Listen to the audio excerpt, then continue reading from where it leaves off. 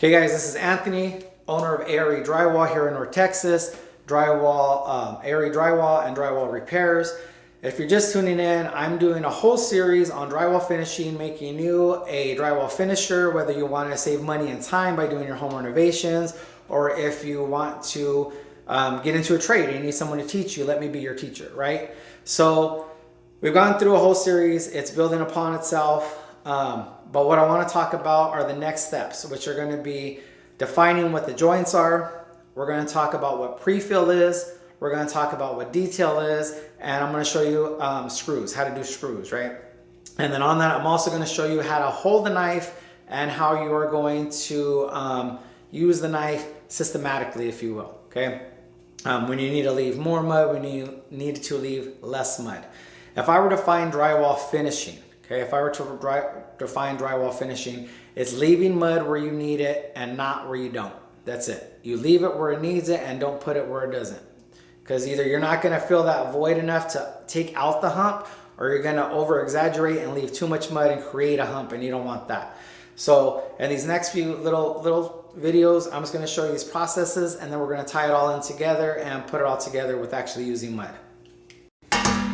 Okay, so before we move forward, I want to give you a basic on how to hold a knife and how to run your mud. Now, this is one of the reasons that I want to start this series in the first place, because I see a lot of people that are on there, creators that are just doing their patches and they're doing whatever, you know, and it looks great. Okay, it looks great. Can't take that away from them. But what they're not showing you is, if you want to learn how to do it, is the proper way to hold stuff. Now, remember, I'm left-handed, so I can't do nothing right. Right? I'm left-handed, can't do nothing right. So however you're going to adjust to this is how you're going to adjust to it. But you're going to take your knife. It doesn't matter if it's your 6-inch, if it's your 8-inch, okay? You're going to hold your knife. Now, there's different ways you can hold it. You can use your thumb, you can use your index, you can use just your index in the middle. As you get used to it, you're going to see however it feels more comfortable in your hand, okay? Now, the way that you do this is, let's act like these are wings. Okay, these are wings like airplane wings, right? And to adjust your wings is your thumb and your index, okay? So that's what's gonna make you like you're walking it, right? Okay, that's it. So, another thing is, when you're holding it, okay, you're gonna have your 3 to 4 fingers here, or your 2 fingers here, right? Remember I talked about another video about your flexibility on the knives? This is where I'm talking about, okay? You're flexing, okay? So let's take that as the next step. So the next step is, I'm gonna make up some numbers, okay? They're just for training purposes. Take it or make it your own, whatever, okay?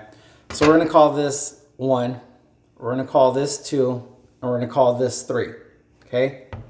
In your 1 spot, your handle is the closest it can be to the drywall. This is gonna leave the most amount of mud on the wall, okay?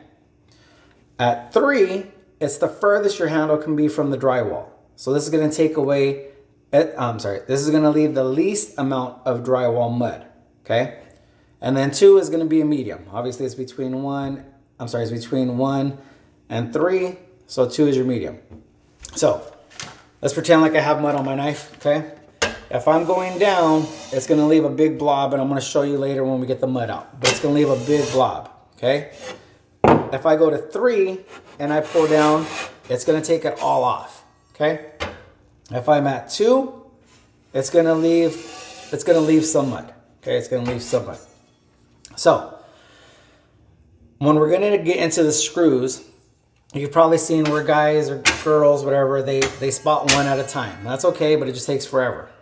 So a way to do that is when you get the mud on your knife, I'm going to show you, like I said, we're doing a dry run right now. So you're going to hold it, right? Your fingers here, 2 fingers here, these are your things. Now, have you ever seen a low rider, you know, the cholos, the gangsters, whatever you want to call them? Whenever you see a low rider and it's on 3-wheel motion, it means that 3 wheels are down and you got 1 wheel up in the air, right? Well, let's act like this is 3-wheel motion.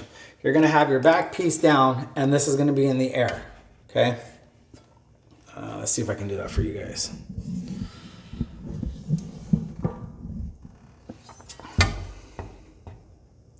So my top part is in the air. My bottom one is hitting it's on the wall, okay?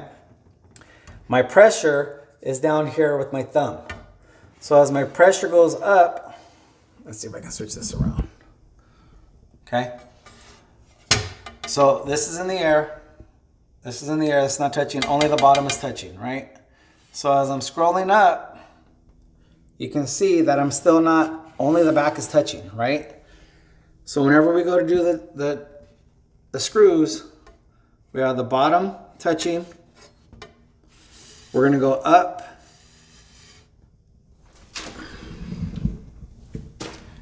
And I'm pulling away. Oh, there's a good angle. So here's a 3-wheel motion, right? We're going up with it, we're going up, and then we're gonna flatten and wipe, okay? So again, it's the bottom is down, okay, the bottom is down, the top is in the air. Pressure is on this thumb down here. We're going up, we're gonna come to a stop, and then you're gonna wipe it, okay? So remember, you got 3, 2, 1, right? 1, 2, 3, and there's a reason for this.